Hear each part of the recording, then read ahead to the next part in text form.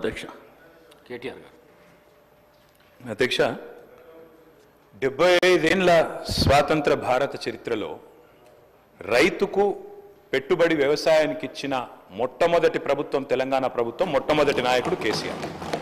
అయితే 72,000 కోట్ల రూపాయలు రైతుల ఖాతాల్లో నేరుగా జమ చేయడానికి ప్రేరణ అయింది. అసలు ఆ పథకం ఎందుకు తేవాల్సి వచ్చింది అది చెప్పకపోతే, ఆనాటి పరిస్థితులు ఆకలింపు చేసుకోకపోతే, బ్యాక్గ్రౌండ్ అర్థం కాకపోతే, పథకం ఎందుకు ప్రారంభించాల్సి వచ్చిందో దాని నేపథ్యం తెలియకపోతే మనం ఏం మాట్లాడతాం అధ్యక్ష? ఇంకోటి నేను వారిని కోరుతా ఉన్నా అధ్యక్ష, నీతులు మాకే కాదు కదా చెప్పాలి. విప్ గారు మీరు మీ సభ్యులకు కూడా చెప్పాలి. మరి మేము వడ్లే కొనలేదట, మేము కొననేయలేదు, వ్యవసాయమే జరగలేదు, పద్ధతి కాదు. దయచేసి మీరు మీ సభ్యుల దిక్కు చూసుకొని వాళ్ళతో నేర్పించి ట్రైనింగ్ ఇచ్చిర్రు అధ్యక్ష 2 రోజులు. మరి వాళ్ళకి ట్రైనింగ్ చక్కగా ఇచ్చింటే బాగుండేది కదా అధ్యక్ష. అధ్యక్ష మేము ఒకటే అంటున్నాం అధ్యక్ష, ఆ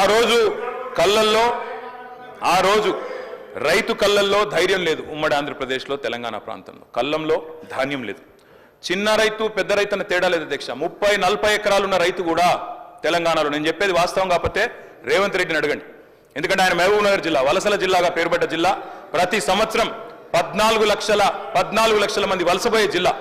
అధ్యక్ష కేటీఆర్ గారు సభానాయకుడు రేవంత్ రెడ్డి అని ఏకవచనంతో మాట్లాడకండి అధ్యక్ష. సభానాయకుడు గౌరవం అనేది గౌరవం ఇవ్వండి. రైట్, గౌరవం అనేది అధ్యక్ష, గౌరవం అనేది ఇచ్చిపుచ్చుకోవాలి అధ్యక్ష. ఇస్తాం, మేము కూడా ఇస్తాం. ఇవ్వకపోతే కేసీఆర్ గారిని ఇష్టం వచ్చినట్టు మాట్లాడితే మేము కూడా అట్లే మాట్లాడాల్సి వస్తుంది అధ్యక్ష. దానికి మేమేం చేయలేం అధ్యక్ష. 20-30 నేనేం తిట్టలేదు కదా అధ్యక్ష, నేనేమన్నా అధ్యక్ష పేరు పెట్టి పిలిచిన గంతే కదా. అదే ఏకవచనంతో పిలవకండి మీరు చాలా అధ్యక్ష. ఓకే రైట్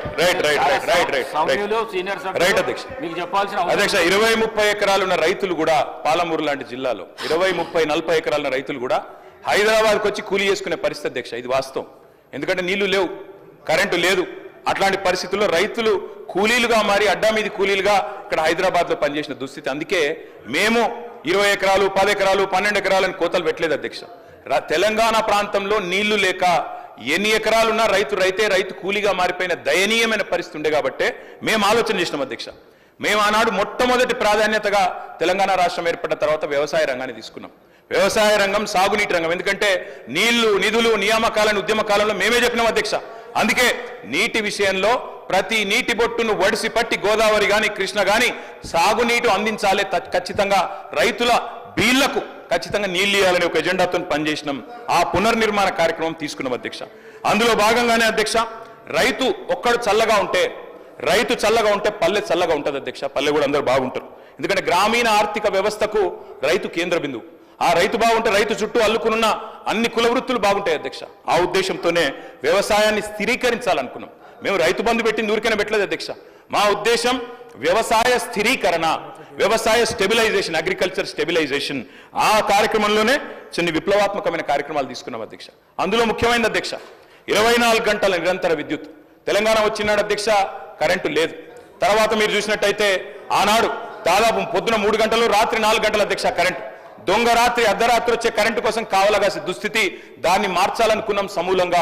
24 గంటల నాణ్యమైన ఉచిత విద్యుత్ రైతులకు అందించిన ఒకే ఒక్క నాయకుడు భారతదేశంలో కేసీఆర్ గారు అధ్యక్ష. ఆ కార్యక్రమం చేసిన. అదేవిధంగా మంత్రి గారు